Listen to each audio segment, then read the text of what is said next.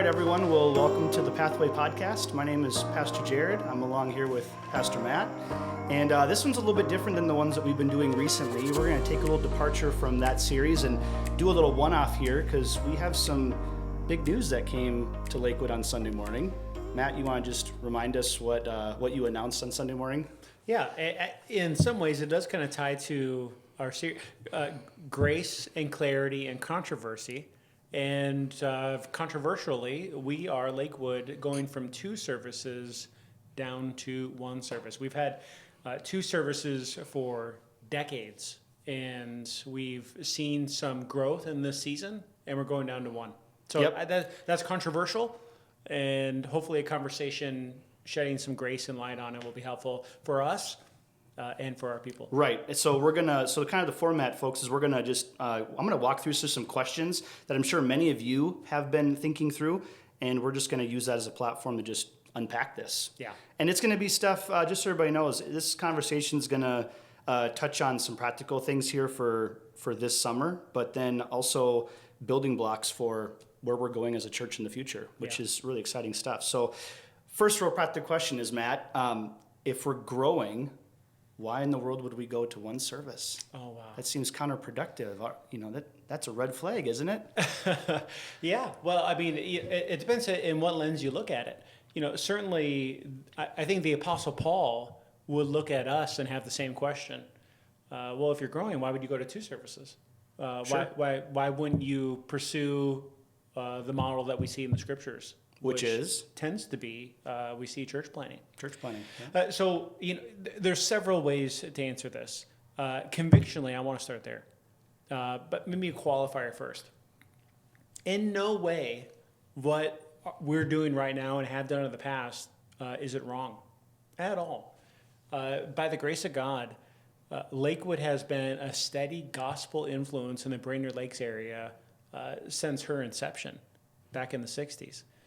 And so having multiple services over these past years has been a wonderful service to our people and to the community. But then we ask, is that the need in this season? But aside from getting to the need, a lot of the conviction of this comes down to who Lakewood is right now and who we hope to be in the future. A lot of this, I think, does center on what does it mean to be one body? And even though we've experienced growth, we're at that point where we have growth and we have to respond to growth in a few ways. Either we continue to fill up 2 services and then we're having the same conversation when those 2 services fill, or if we're looking at a conviction of oneness, what does it mean for the body to be one, to sing together as one, to share as one, to take communion as one, for everyone, not just second service, everyone to see baptism, these ordinances that the Lord has commanded. How are we going to do that together?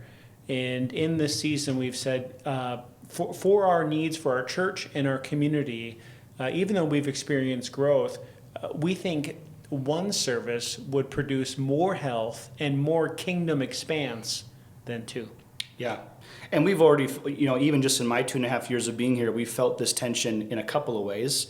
And you brought this up even before we hit record, ordinances. One of them that really hits, so you have the ordinances. We've talked about communion. Mm-hmm. 2 different bodies are taking communion together. There's a lot of brothers and sisters in the church that will never take communion together if you've always done first service or second service. Sure. Okay. The second big one is baptism, and we always navigate this one, where baptism traditionally happens second service. We've tried to mitigate first service not being a part of it by sharing videos of testimony for folks, but we're not gathering as a body to all celebrate people being baptized. Yeah. And I'll tell you, the one time it happened was last year's church picnic, when we were all gathered together in the sanctuary for a single baptism time last August. And I'm not surprised that everybody said that was an incredibly powerful time together. Yeah. Well, and we'll talk about logistics here in a second, specifically about numbers and space and growth and all of that. But I read a really helpful illustration that I mentioned to you earlier that just really seals it. Imagine a family of 4, a husband and a wife, a son and a daughter. They're having a family meal. It's dinner time. So mom and son at 5:30 eat the meal, and then they leave to run errands, whatever. They high-five dad on the way in, and then dad and daughter have the meal at 6:30.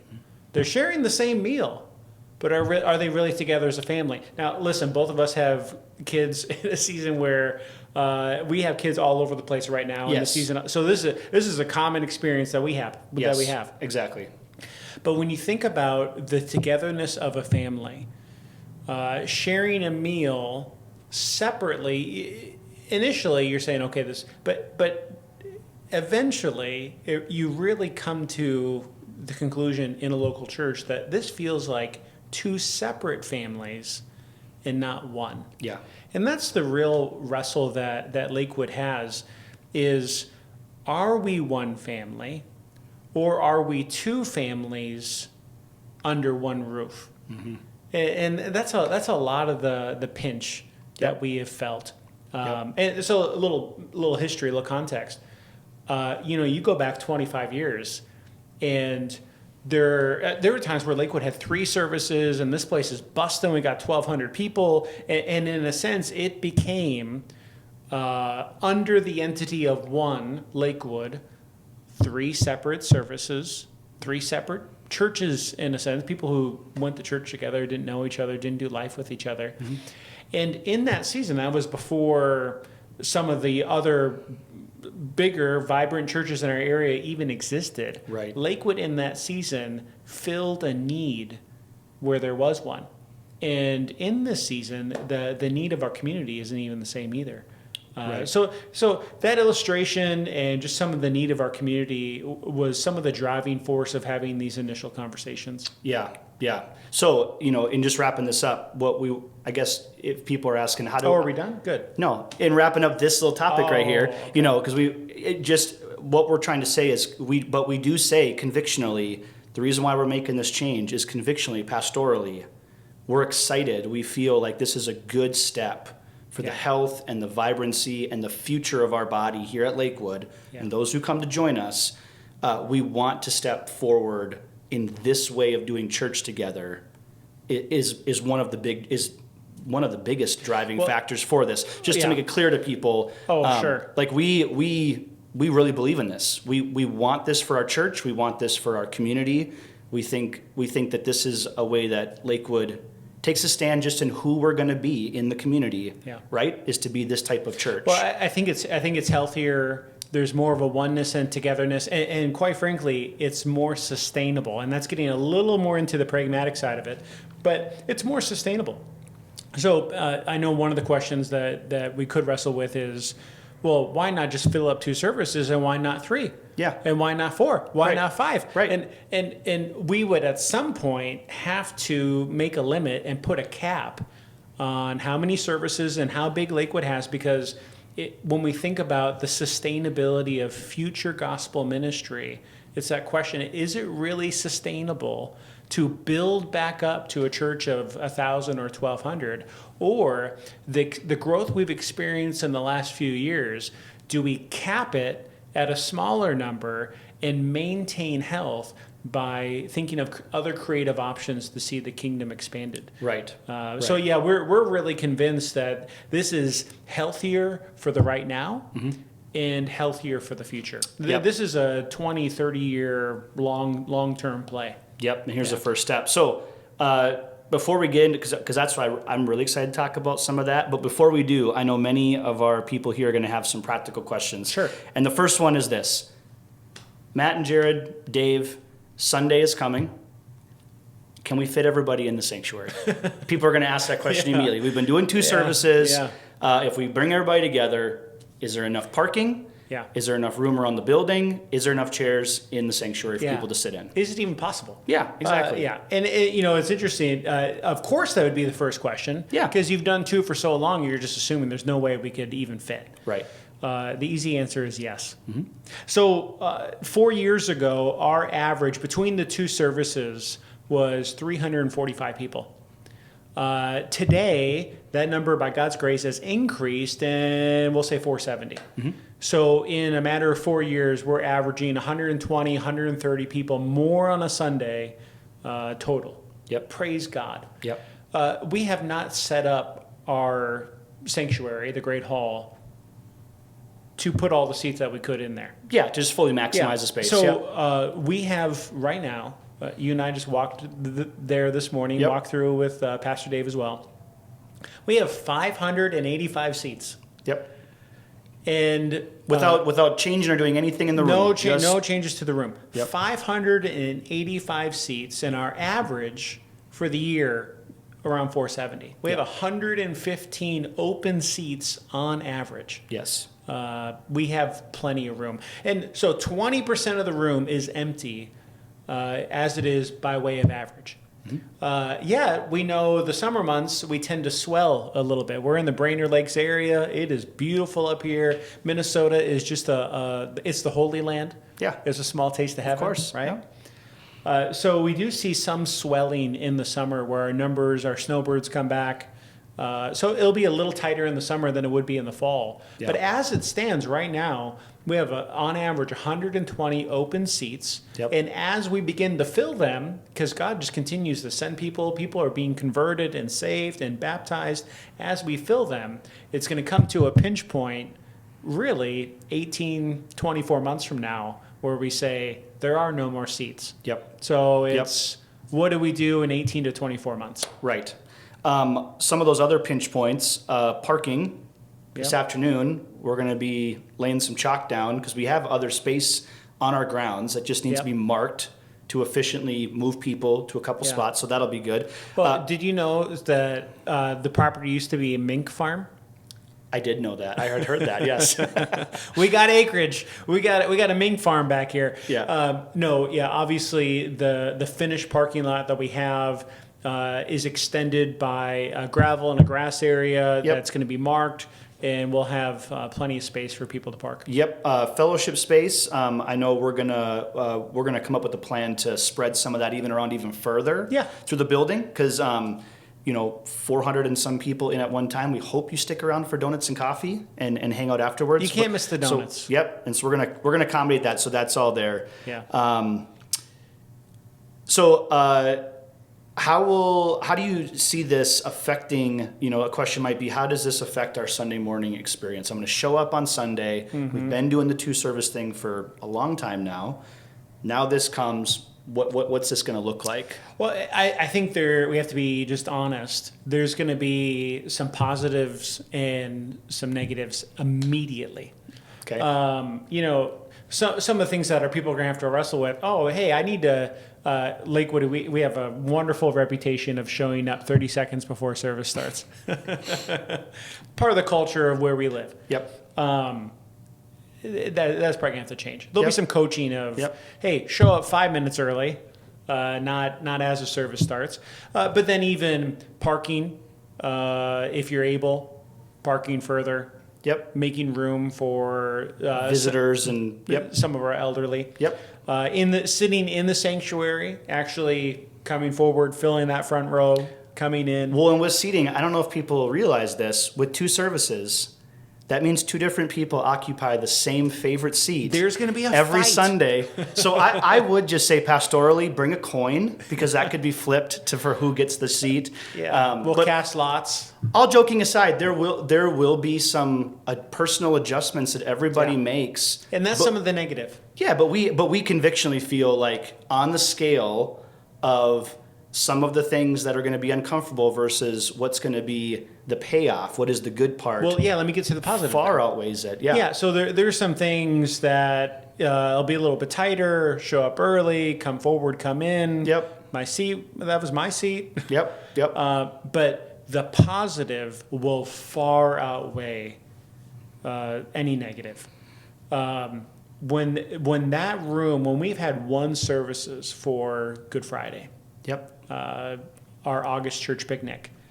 Yep. That place is booming. Mm-hmm. And it's a small taste of heaven. It really is. When the people of God lift their voices together, there's an energy and a unity that you do not have when unnecessarily, there's 2 services and maybe 100 seats are open. Yeah. So there'll be an energy that will surpass that. Yep. I think, and then just some of that oneness. And here's another part: there will be people who meet each other for the first time, and both of them have been attending this church for 10 years. Right. So it's a positive. You get to meet your brothers and sisters in Christ, especially for those of our Lakewooders who are covenant members. You have committed yourself to a local body, and by way of covenant and promise, you've said, the members of this church, I know, I care for, I'm praying for, I'm serving, I'm doing relational community. We just heard that this past Sunday from the pulpit. Yep. That is going to be more readily accessible for us to be obedient toward with one service. Yep, exactly. Nope, that's great. So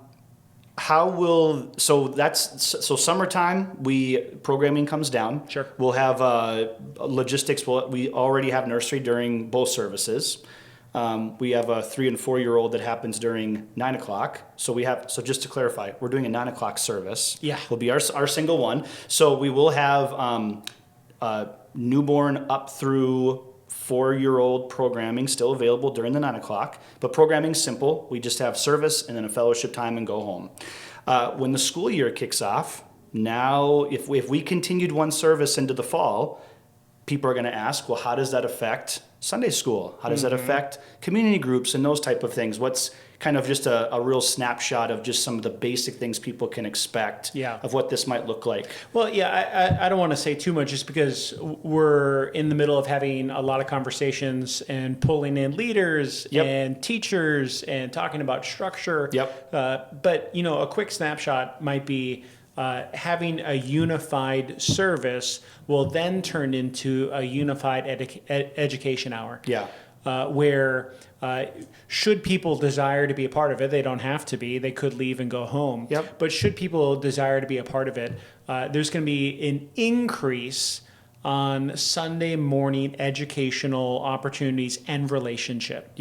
Having the 2 services, we've often had people kind of, in seasons, I'll pick being a part of an educational opportunity, but those numbers have been smaller because of 2 services. So actually, in some ways, this is a doubling down in saying, we think an educational hour, Sunday school, those mid-sized groups that meet here at the facility, we think that's critical. So we're doubling down on it.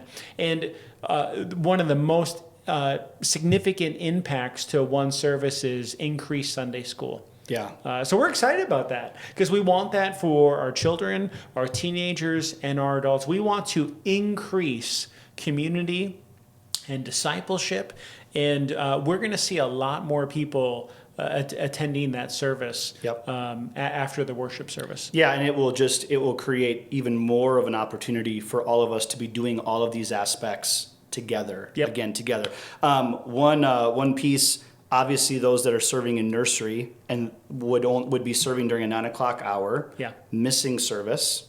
So that'll be something kids ministry will need to navigate with volunteers so that they're not feeling like they're missing that's a shift out. For us. Because, in the past, if someone served in any aspect of ministry, they would go to the next service.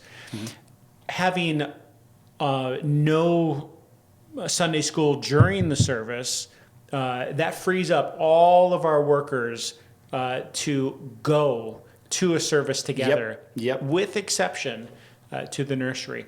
So we would aim to have ministers serve once a month in the nursery. And that way we're still committed to our young ones. And like other churches who navigate through this just like we will, there will be those who say, you know what, for the sake of the gospel going forward and holding these little kids and loving them and serving them and discipling them, I'll miss one Sunday a month. And quite frankly, that already happens, even with 2 services where we have individuals at times serving in both to make it available for others. The other group that I can think of that some of you might be asking a question, if you are a Sunday school teacher for kids ministry, you're then going, well, wait a second here. Second hour would be education hour, but we're providing things for kids. So there's people teaching those Yeah. that are then missing out on adult education. And we don't have any extreme clarity on that yet, but just saying the value, you and I have talked about this already, we'd want to make sure that there's rotation enough Yeah. to allow people to take part in all aspects of this and Yeah. not just be teaching a class years on end and never getting to partake in adult Yeah. education stuff. Well- So that's on our radar is all I'm trying to Well, say. and So- that's good to bring up too, because that doesn't change whether you have two services or one service.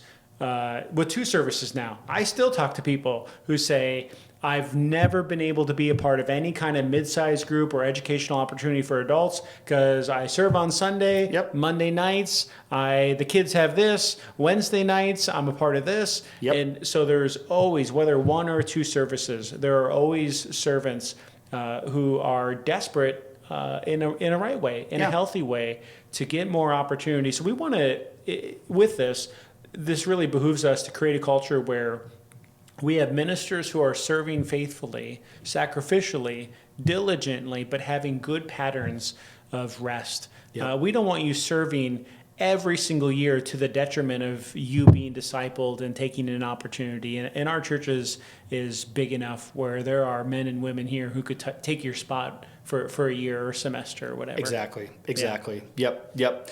Well, so I think that transitions us into kind of a little bit of looking ahead. But before we do that, let's just state the obvious. Matt, why are you so anti big church? Like, what? I mean, what are you doing at Lakewood? Oh. Why do you hate big church so bad? The accusations. Yep.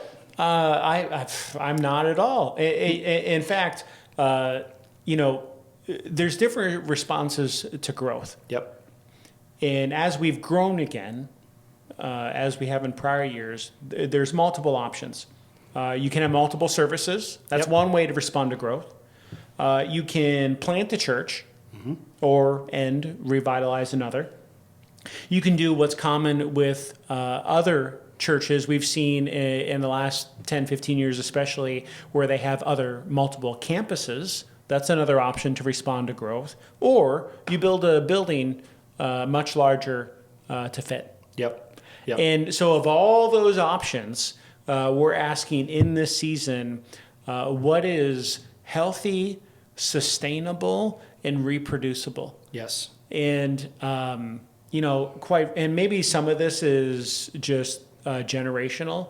I really cringe at the prospect of building a building. Yeah. Of building bigger church. Yep. So am I anti-big church? Absolutely not. I want more people saved, more people growing, more people discipled, more leaders established.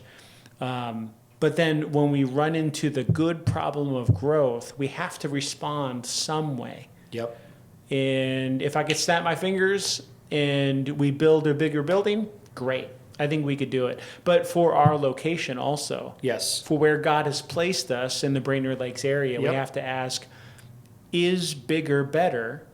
And is bigger sustainable? Yeah. Or do we get big now, and then 20 years from now, we're like, well, yeah, we used to fill this place, but not any longer. Yes. To our mission, what's going to reproduce faithful followers? It reminds me, so back this April, we had our EFCA North Central District Conference. Yeah.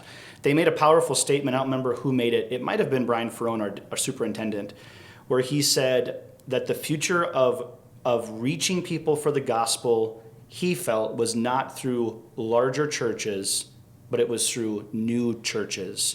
They really made a case for a mission of revitalization or church planning, and just saying from what they've seen in a movement of culture, they feel like the future is doubling down more on a multiplication of churches than growing larger churches. And that was an interesting thing to hear from our district, because that's been on our heart as leaders here at Lakewood. Yeah. We've been praying about, Lord, how would we grow? What is healthy growth for us? How do we reproduce?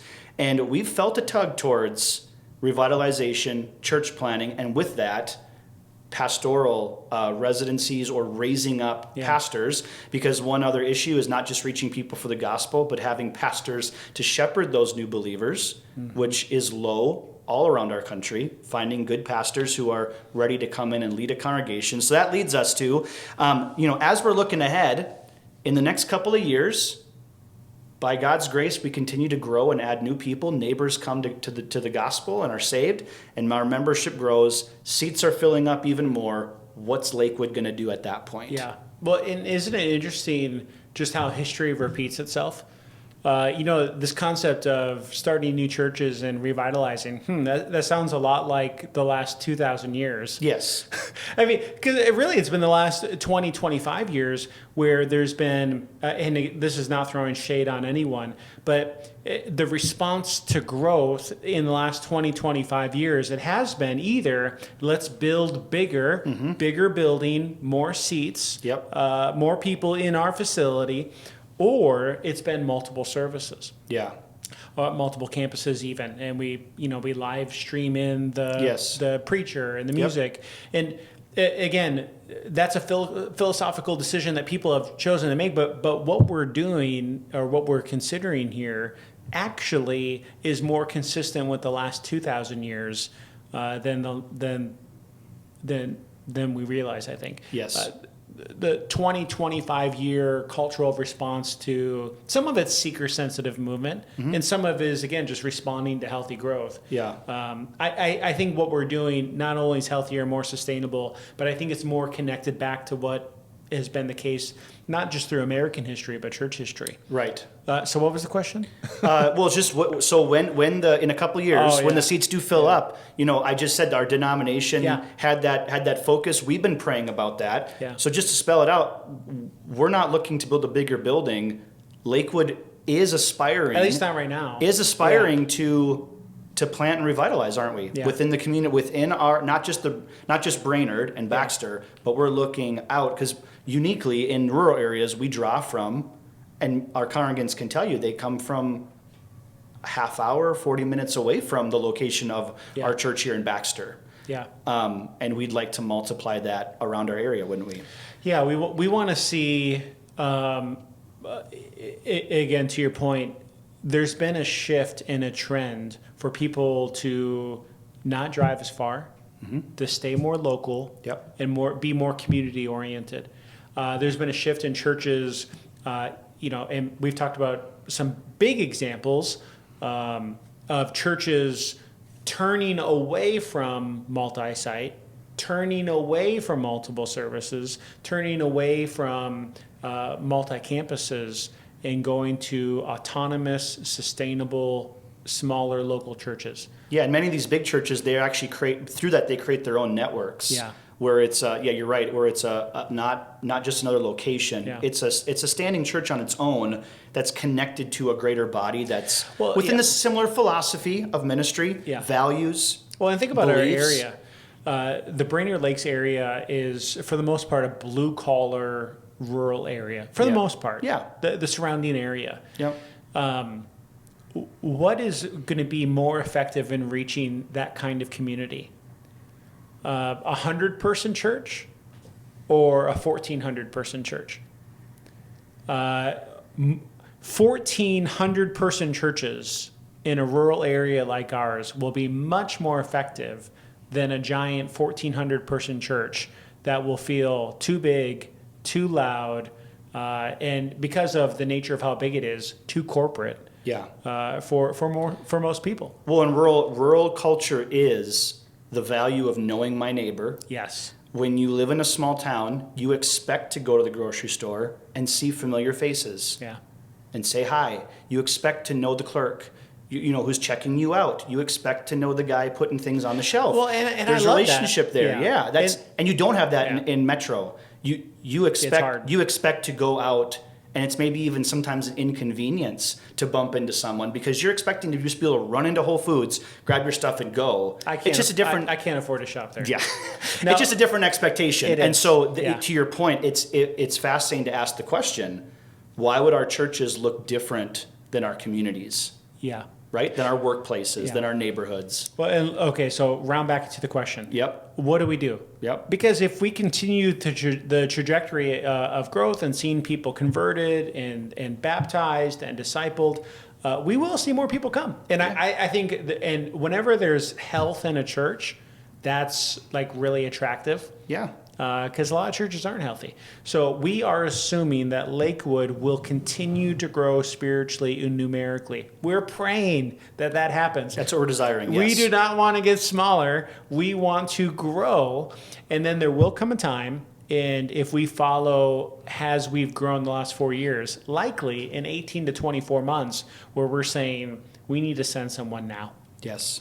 So what the future looks like is right now praying, Lord, would you bring revival? Mm-hmm. Lord, would you save people? Yep. Lord, would your kingdom expand?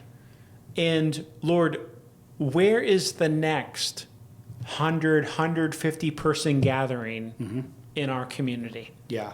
And who in our congregation has a passion Yes. to see souls saved and won and rescued and discipled in Nisswa, Northeast Brainerd, Pillager, Little Falls? That's just the surrounding area. Yep. The state of Minnesota as a whole. If we sent another church plant down to the metro area, I would be thrilled, because there are millions of people all over this state. They don't know Christ. And Yep. yeah, they don't know Christ. Yeah. So there's a huge need in our state. So going back to the question, what does it look like in the next 18 to 24 months? It looks like us preparing for rain to come. Like just like the farmer, the farmer plants and prepares and assumes the rain will come, and when the rain does come, so does flourishing. Yeah. And in the same way, we are tilling the soil, planting the seed, and asking the Lord to bring rain. So in 18 to 24 months, we're sending people from Lakewood to go meet an area and see the gospel proclaimed. Yeah, so there's multiple layers of a multiplying church. There's people coming to faith that join your church. There's the piece of your people seeing the vision of multiplication to leave their body, to be sent out, and to start a new body that can then multiply. So there's that sending piece. The last piece that we want to get our hands on as a church as well is multiplying leaders. Yeah. Because a church plant needs a church planting pastor. Yeah. So Matt, can you speak a little bit to the heart of what we're looking to be a part of here as a church when it comes to raising up people to do that? There is the word dearth. there is a lack of pastors to fill churches all over our country and in our state. I know our district right now is where can we find godly men, leaders who are ready to care and lay down their life for a congregation. Yeah. And so a big need right now, this is both pragmatic and convictional, a great need is not just more churches, but more leaders. Yeah. And then we have to wrestle with this question, where are these leaders going to come? Right. Where are they going to come from? You know, years ago in past generations, we just assumed, well, they'll be there. If you build it, they will come. Let's stick a job search on a school, because they're going to send us someone who's educated and ready to rock and roll. Right. Yep. We're just going to send them to us, and we can move forward. And I'm telling you, if churches don't wake up to this, they are about it. And some of them right now, they're experiencing it. They can't find anyone. Yeah. Okay, so here's something I think about all the time. What happens when I'm gone? Let's say the Lord sustains me and he delays his coming. 30 years from now, where's the next guy coming from? Yeah. Because in 30 years, in a post-Christian society, there will be less pastors, less graduates, less people who have prepared and made the decision to, I'm interested in a church like Lakewood. It's a very pessimistic way to look at it. Well, no, it can seem that way. It just means that the opportunity for the next crop of leaders, the next generation of men and women has to come from local churches. They're not going to Christian colleges and seminaries like they used to, not in droves. So it's if we really want to see future leaders, we have to produce them. Yeah. There'll have to be an increase of people considering a second career in ministry.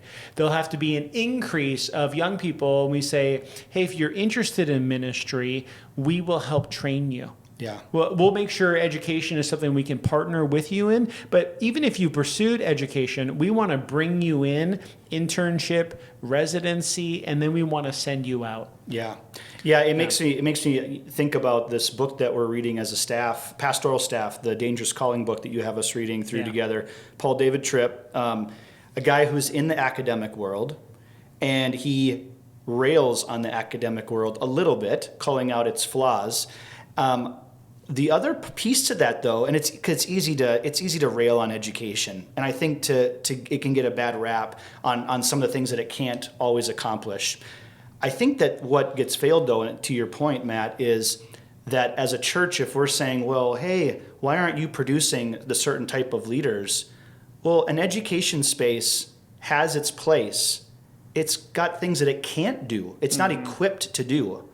The church needs to step in. So if you're teaching a pastor how to preach and Hebrew and the things that you learn in an academic setting, where are the churches to come alongside and teach a pastor how to sit with a dying man in his last days, or walk with a couple who's going through marriage issues, or the family who's struggling with the teenager, or the questions that the teenagers ask in the small group, or list goes on and on and on. Yeah. Every pastor will tell you that in their first year of pastoral ministry, my seminary did not prepare me for, and it's all these practical things. They didn't prepare me for the women's ministry issue that they're dealing with and the frustration they're having, or the men's group that's doing this, or the fellowship team is having a frustration about where things go in the kitchen. No one prepared me to deal with all this type of stuff. And I would just say that this is kind of our heart, isn't it? To say, pastors are being educated. We want to be a part of helping to disciple them.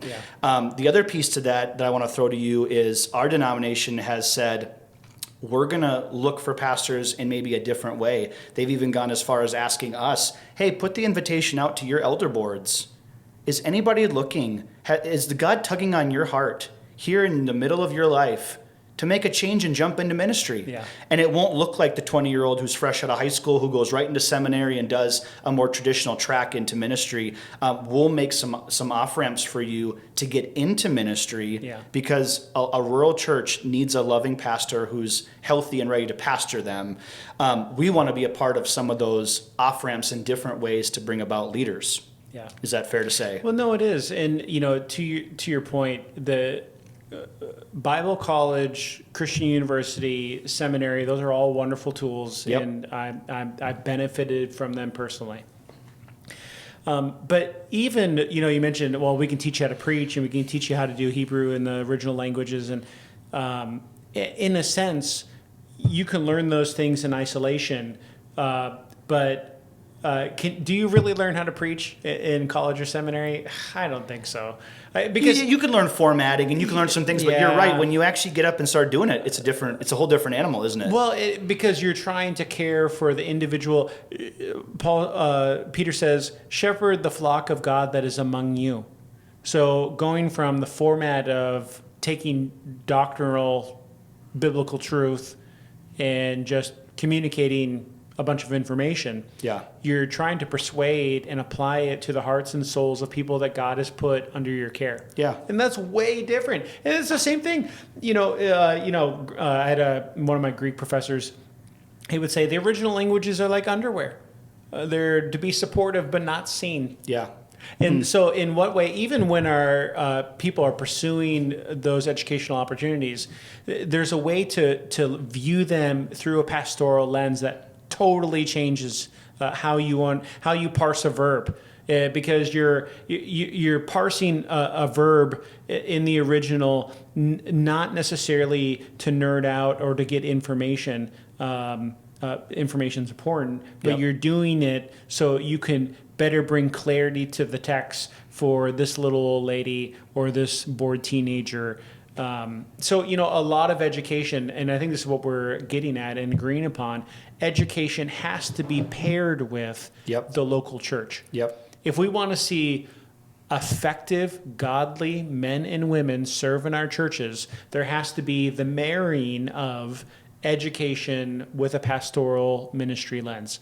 And so residencies are a wonderful opportunity for that, where we provide people what they need. God's economy, as you read through the New Testament, is the local church. So it's kind of on local churches, and past generations have been able to get away and say, well, we'll just defer all that and leaders will just show up. Right. That's less and less the case. Yep. So when we want the state of Minnesota to be reached, I'm going to talk about, I talk about Minnesota all the time. I want to see Minnesota won for the gospel. Yeah. You need churches and you need leaders. Yes. And local churches have to be about reproducing them, because they're just not going to come ready-made. Yes. Well, and just to put a bow on this, universities are making this shift as well through providing degrees that support churches who are helping people jump into ministry here in this part of their life through online stuff. So the tools are all there. So we'll wrap it up with this. Someone clicked on this video and they thought to themselves, I thought I was just hearing about Lakewood going to one service, and now Pastor Matt and Jared are talking about, all this other stuff. Yeah. And how would you just wrap this up in a big bow for people? This Sunday we're starting with one service. Yeah. But here's all this other stuff too. I hope they see it's a bigger picture than just starting July 6th, sitting in a service together. There's a lot going on here.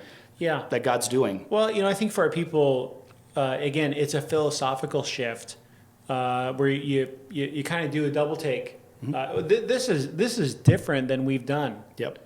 But it's not different than 99% of churches in the world. Mm-hmm. Yep. Or church history. Yep. Lakewood has always been a missional church. I love this church. I love our legacy because we've been so mission oriented. Yes. Globally and nationally. Yep. I wouldn't trade places with anyone. I love the heartbeat of our church. And so what we're doing is we're not doing anything new, but we're showing that need and opportunity missionally right now looks different than it did 25 years ago. Yeah. And capping it, wherever you cap it, you're going to cap it. Mm-hmm. If it's 1,200, 1,000, 800, 600, whatever your number is, you got to cap it at some point. Yep. And seek kingdom expansion in other ways. Yeah. And that's what we're doing. Yes. We've experienced growth and we're saying we're going to cap it now. So as we continue to trickle upward in attendance, we are planning to see kingdom expansion in the Brainerd Lakes area, in Minnesota, in the next coming years. Yes, and hopefully our folks will get to experience over the coming years multiplication through all of these levels, from a child in Sunday school accepting Christ, mm-hmm. to new pastors being sent out to revitalize and plant new churches, and everything in between, right? We're going to see a consistency of reproducing faithful followers of Christ. You mentioned this on Sunday evening. So we, in the Lord's kindness, He's given us a foretaste of what that could feel like. Pastor Jordan. Yep. Served here 8 years. Yep. Young guy, Jordan. How dare you, brother? You left. Yep. We sent out and launched a young man. Yeah.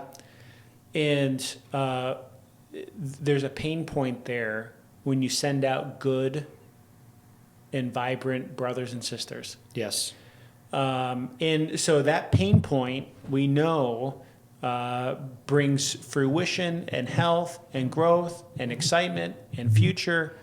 And in the same way, if God would continue to bless, if we grow, again, on average, we have 120 empty seats on a Sunday. Yep. If the Lord chooses to bless that way and we grow, there will come a pain point where we say, for the sake of the gospel and reaching our area, we will say goodbye to people we love, mm-hmm. and see the kingdom expanded that way. Yeah. And so it's exciting, but then just humanly speaking, I don't want to feel relational pain. I don't want to say bye to people I love. And it really brings us back to the foundational mission and the command of Christ. Yeah. What does it mean to reproduce faithful followers of Christ? What does it mean to go and make disciples? And we think this opportunity is one that we're well postured for. Yep. We got a lot to figure out. There's going to be a lot of hiccups along the way. Yeah. Yep. But it's exciting at the same time. It is. I heard a really wise leader one time make the metaphor to our church years ago that I was serving at. They use the idea of what you're clinging to. If we're going to take what God's given us, so it could be people, resources, building, a program, whatever it is, a season of ministry, and if you're going to grab it and cling to it and hold on to it, you're stuck. Nothing else can happen. It's like having a clogged pipe. It's filled up and it's done. But if we're going to be people who will open our hands to what God has given us and allow it to flow through. So in the idea of Jordan, we Lakewood got to be a part of raising up a young man, discipling him, and now sending him out. Yeah. Do we not think God then will be gracious enough to send us someone else that can fill the place, that we can then raise up, and that so you can do that with elders, Sunday school teachers, new believers? Will we be a church that's going to be open, that's going to let God send us, and we're going to love and support and disciple those who come, with the idea that all of our good people will be sent away, will be sent out to reproduce, but then won't God fill the seats with new people if we're going to be a church who will faithfully be that? To your point, it is a shift. It's a shift of, I'm willing to let these things go out, but I have confidence God will send us more, and we will just keep being a place that takes in and disciples and sends, and it just keeps going. I mean, what a beautiful thing. Yeah, well, and I mean, that's the parable of the talents, right? I mean, there's a sense in which we leverage what God has given us to see more. Yeah. We leverage our time, our money, our building, our people, and it's a risk. Guys, this is risky. Yep. This is a risk. Yep. And we leverage those things just as Jesus shared in that parable because we understand that God in his very character blesses obedience and faithfulness to the mission. Yep. And we're really excited to leverage in this way. Yes. So just to wrap things up here, a couple practical things, church, as you're listening.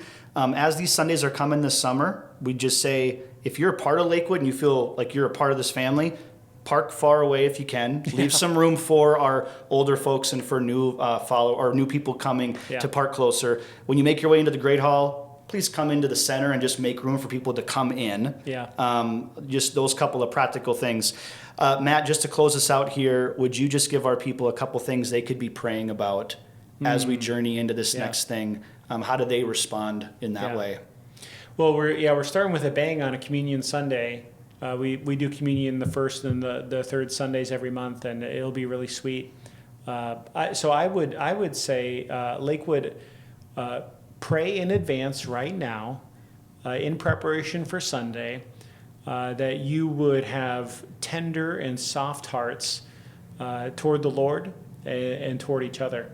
Come ready and praying for discipleship opportunities. It's going to be an introduction to some new people. There's going to be some cramped spaces. There's going to be some preferences that go unmet. There's going to be some things that get dropped and we make mistakes this first Sunday. So I would say come with a humility that says we're in the process of figuring this out. This isn't a one deal, we got it figured out.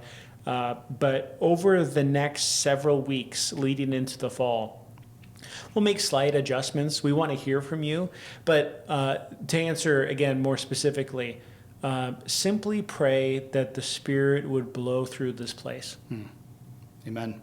All the logistics aside, the conviction, the philosophy of ministry, what I'm really praying, and I'm asking Lakewood to pray with me, is that we would see revival in the Brainerd Lakes area and in the state of Minnesota. Do we really want to be people who see people run to the Lord and our families, our community, and our state changed? I want to see that. So pray with us to that end. great way to close. Yeah. Thanks, Matt. Thanks, brother.